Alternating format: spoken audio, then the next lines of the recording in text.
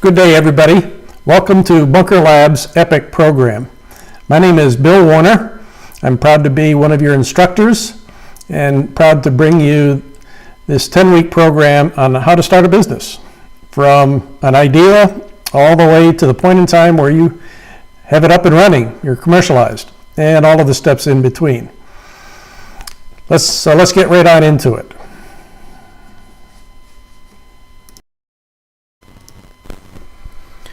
First of all, let's talk about what Bunker Labs is and what EPIC is. Bunker Labs is a nonprofit organization. It's been around for about 4 years. It's headquartered in Chicago, and we have a center here in North Carolina that provides this program throughout the state, basically helping entrepreneurs to start business. I'm also from administered. I'm one of its co-founders. And my partner, Brad Lionheart, you'll meet through the course of this program as well. It too is a nonprofit organization. We provide the program and we provide the mentors that are going to help you through actually starting your own business. So the basis for this EPIC program is administered's six steps to success program. A little bit about how this program is administered. As all of you now are probably quite familiar with the Blackboard resources, where these presentations and the templates that are used within the program and a series of assignments that you're going to have to carry out are all held in this Blackboard internet facility. Mentoring is also provided through the office hours on Blackboard, or can be set up individually and directly with the instructor of the program. And in the classroom, after you've prepared for the class, and you'll receive instructions on how to do that, there'll be additional presentations and a chance to ask questions and get feedback through in-classroom mentoring as well as further instruction.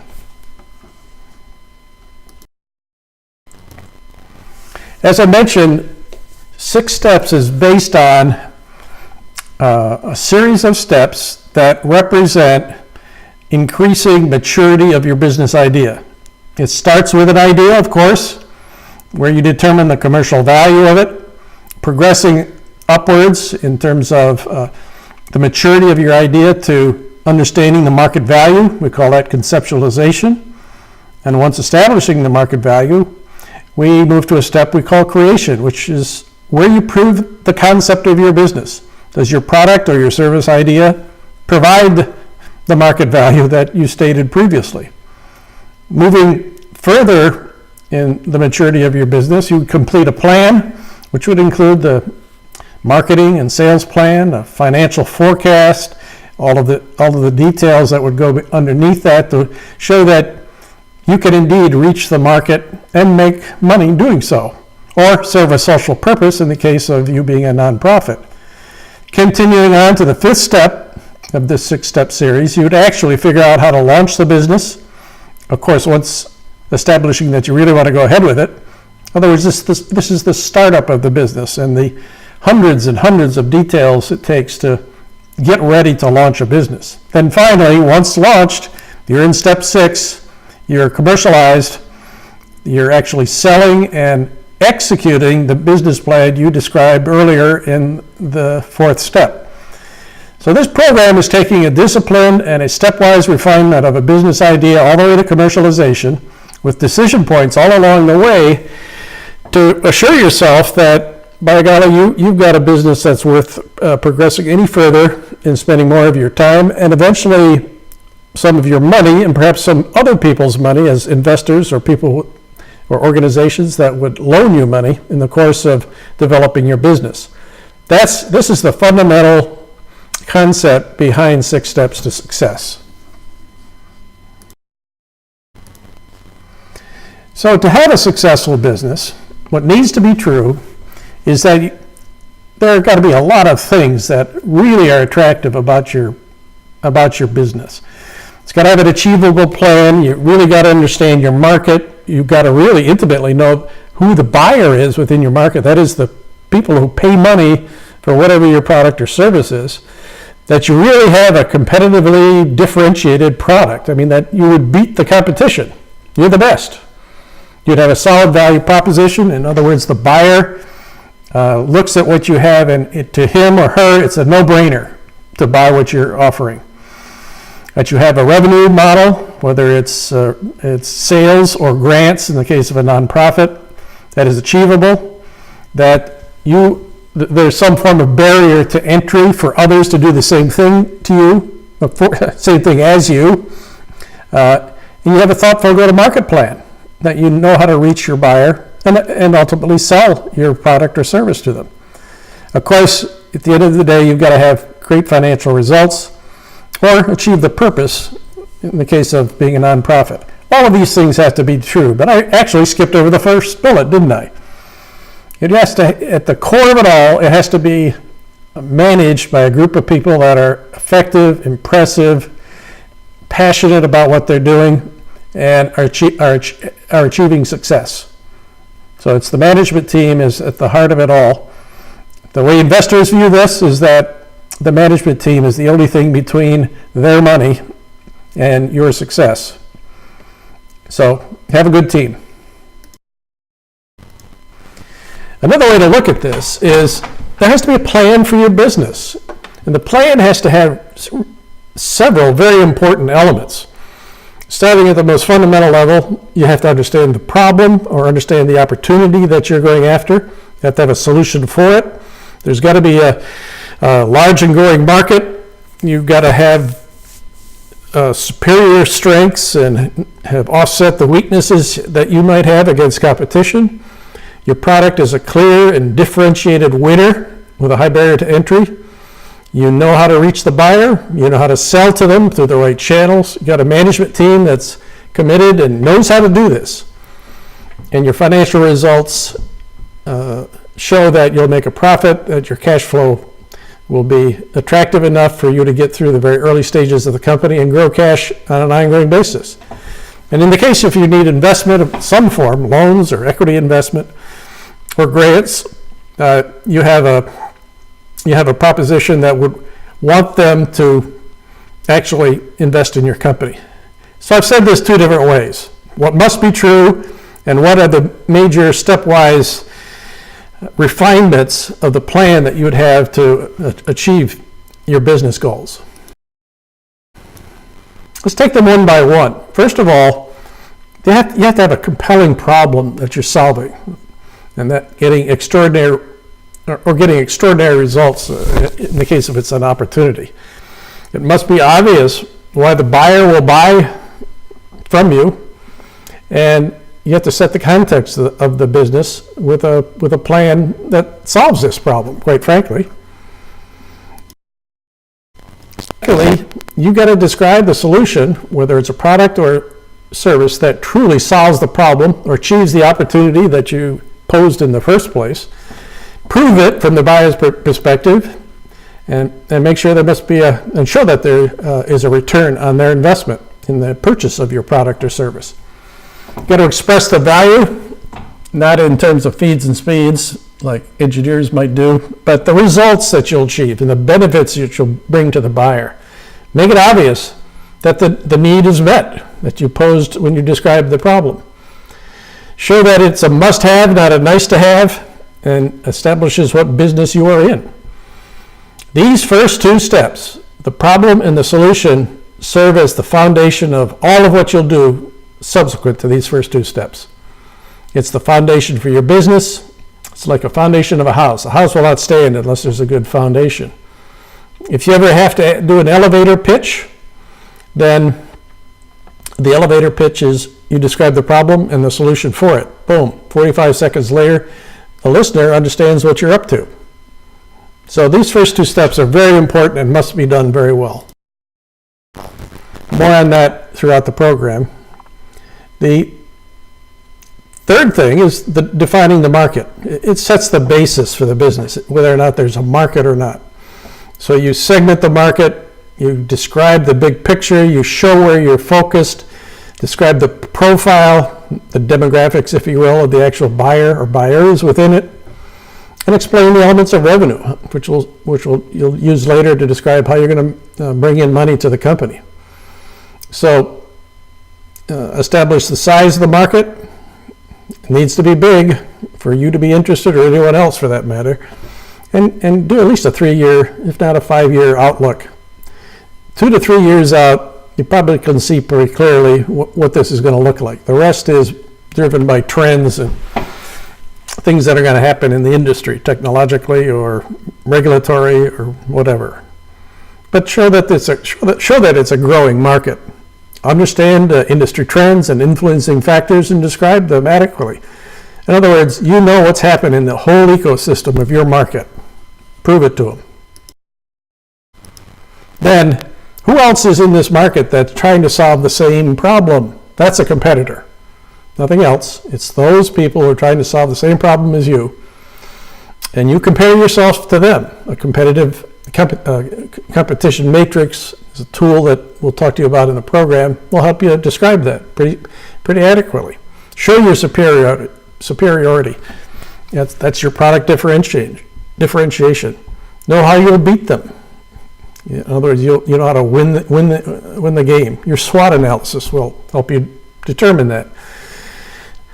So show that your analysis ties to your market segment, shows relevant competitors, explains the status quo, tells why clients will buy from you, quite frankly. Then describe the product in the service in detail, featuring the key elements of it. Explain the differentiation that you have against your competitors, how you satisfy the buyer's need in a little bit more detail, why it will win against the competition, and bring it to life with examples and facts and figures. Carefully select how it's packaged and delivered, and ensure its readiness for success in the market.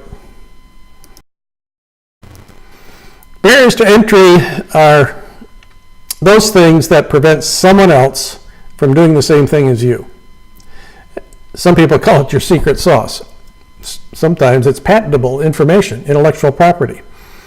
But show how it's difficult, or how difficult it will be to duplicate what you're doing. You could have a development time to market. In other words, you're first in the market and you're a year ahead of everybody else, and you're going to stay that way with ongoing enhancements. Of course, trade secrets, patents, copyrights, and trademarks are also tools that you may deploy in order to further protect the investment you've made in your business.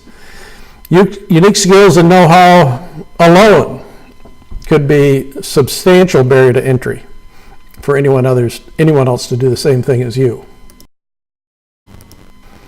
Then the value proposition, which is a concise statement of the value you bring to the buyer. Yes, it's quantified. It's the buyer's benefit expressed in their terms. It's quantified and provides a demonstrated return on investment for the buyer. In other words, it explains why they will buy. That's what a value proposition is. Then, how do you reach this market? This is all about creating leads that will ultimately turn into, hopefully, people who will buy your product or service. Get specific about how they'll be reached. So you have to have appropriate awareness programs. It has to be affordable. It has to achieve the expected results. You're generating leads in a disciplined way, whether it's over social media or emailing or, God forbid, telephone calls. Know your pricing structure. Explain it. Understand your revenue model. Explain it as well. And manage a pipeline of customer prospects. We'll explain what a lead funnel means and how you manage your way through it to generate people who are qualified to buy what it is you're selling. And in so doing, maintain constant, steady market traction. Following a marketing plan, of course, is a sales plan. Qualified leads leads to a sales effort to sell them either in a direct sales campaign or indirect through others, or some cases OEMing or white labeling is sometimes the term. It's licensing permission for others to use your intellectual property, and you take a cut of the revenue. Create and maintain sales readiness with a pipeline of qualified leads generated from your marketing program. Create the sales objectives you want to meet so that you can gear up the marketing programs to produce enough sales leads for you to meet those objectives, and bring it all to life with a story about your current sales status, what testimonials you have from others, lighthouse accounts, that is your early customers and their experience, and impress everybody with you know who the next 5 customers are that you're going to sell to, and you're pretty sure they're going to buy.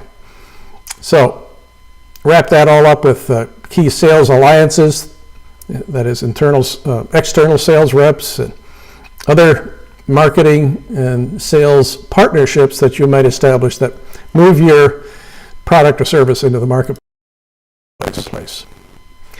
Then your management team has to be described, and the role they play in the company, past successes that they've had, their entrepreneurial experience, relevant industry experience, and managerial experience. Lots of experience. Show why these people, from the CEO down to the 2 or 3 or 4 others that are running the company, why they're the right team to do it. Impress us with that. Have some foresight, explaining who the next members of the team might be. Demonstrate your maturity about ownership and other partnerships that might help your company. Focusing on the needs of the business or needs of the company. Show that you are above it all and there's not prime or lesser goals on your part. You're all about making the company successful. That helps instill confidence in the listener of your business plan story. Then show that you have some prowess in financial management. In other words, you know your current financial results over the last couple of years. That is, if you do have any financial results. Of course, if you don't, you're only going to be talking about the future. So you have an outlook of key financial results you expect to achieve. Revenue, gross profit, net profit, cash flow, and the cash position for the company, any significant capital requirements, fundraising in particular. Show wise use of money, and be aggressively conservative. It's kind of an oxymoron, but aggressively conservative about your estimates. Sometimes that says underestimate and overachieve. Then in the case if you're going to try to reach investors, whether that be people you're selling shares of your company to or equity investment, or simply going out and getting loans from bank and non-bank financing institution. Explain why it's a great opportunity. The market, the compelling need, winning product, clear path to market. You know how to do this stuff, in other words. Explaining then for financing the amount you want, your use of the funds, the financing instrument, the terms by which you would like to have it, and explain how you pay it back, or in the case of equity, explain how you're going to exit and return a great return to your equity investors. Those are the main points of. Now that completes the introduction to the EPIC program and the 6 Steps to Success program that's spread over the next 10 weeks. In order to be ready for the first week, there are a couple of things you need to do. First is go to the Blackboard resources and download the preparation test. This helps us understand your business maturity, the maturity of your idea, where you stand right now, and it determines how we're going to work with you in the 6 Steps to Success program over the course of these 10 weeks. And secondly, also download the entrepreneurial readiness test. It helps us all understand you and your strengths and weaknesses with respect to being an entrepreneur, and it guides us in our mentoring of you. It's all very helpful information. Now, this is material you should provide to your instructor a week or 2 ahead of time, so he or she can be better prepared. The contact information for your instructor is the Innovation Center at faytech.edu, and his phone number is 919-522-0722. You can also go to the virtual office as well, and just work out a way to get this readiness test and preparation test to your instructor, and we'll get going with you. The next thing to do is then go to the introduction to the first week of the program, which is the ideation step, and learn what you need to do to prepare for that first class. This is Bill Warner. We look forward to helping you through this program.